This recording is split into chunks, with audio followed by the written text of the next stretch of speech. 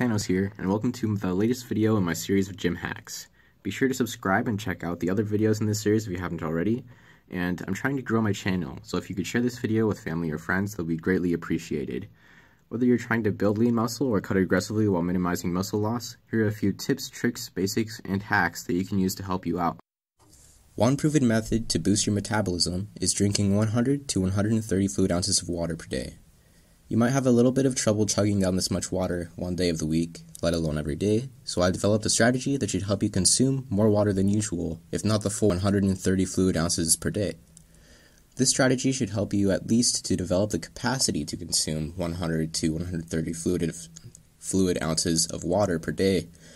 For me, drinking 100 ounces of water every day is easy, and I attribute most of my success to my 1.9 liter water bottle. So if you can get a big water bottle, do so. Only needing to refill your water bottle once rather than 10 times a day helps a lot.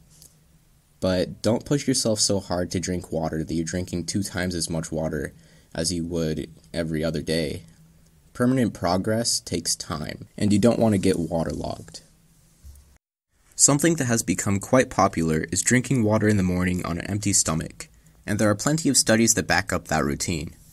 Now, some of you I might have lost at 100 fluid ounces of water per day, as the daily recommendation is 64 fluid ounces. But if you're consistently working out, I assure you that this water is not going to waste, and you won't get waterlogged, so long as you build up to it. Speaking of working out consistently, you might be wondering which kind of workouts would be best for fat loss with simultaneous muscle gain, and I'll tell you. Your workouts should alternate daily between different high-intensity cardio exercises, in a way that allows you to rest the muscles that you used the day before.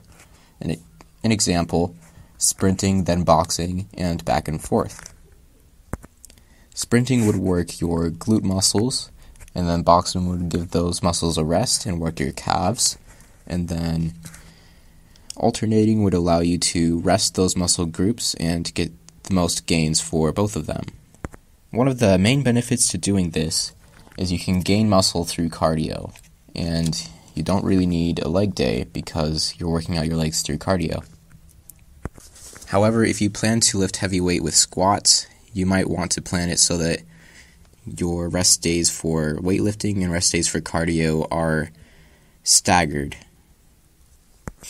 Doing it this way might make it so you have to work out every day, so make sure you take a week off every once in a while and tone down the intensity. As for the supplements you use, they should be relatively the same. Use a pre-workout before you do your cardio, and use protein after your cardio. This will ensure that you gain muscle instead of lose it. With your protein shake, you could also add in some carbs. A way you might do this is by making a protein shake and putting an apple or something in there. Eggs are also a go-to choice that I love to put in my shakes.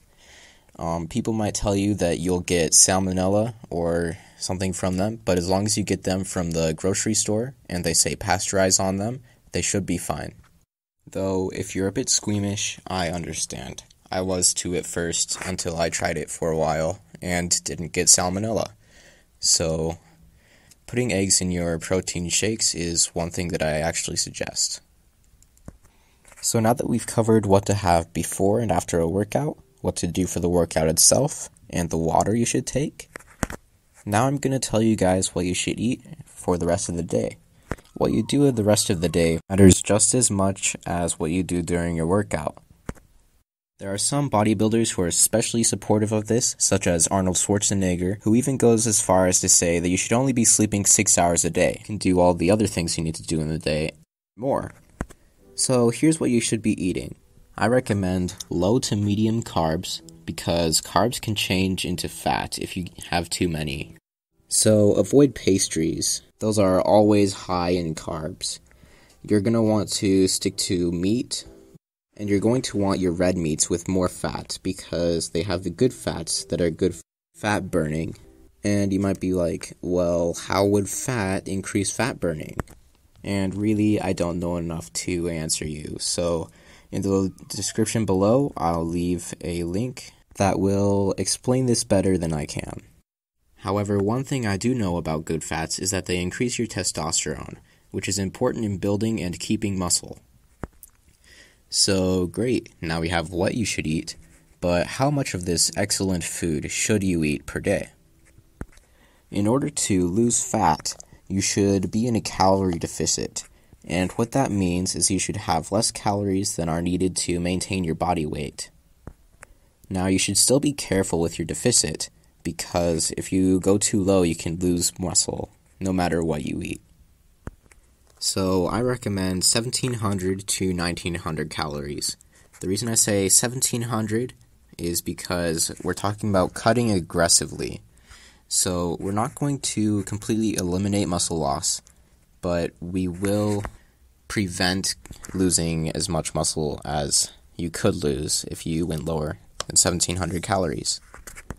For a while I tried a 1500 calorie diet, and that was under the assumption that I wouldn't lose very much muscle. And because of that, I lost a lot of progress that I could have right now. So that's why I've done all this research, and that's why I'm making these videos, so that you guys don't make the same mistakes that I've made.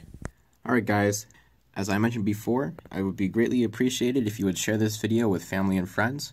So thank you guys for watching, and I'll see you in the next video.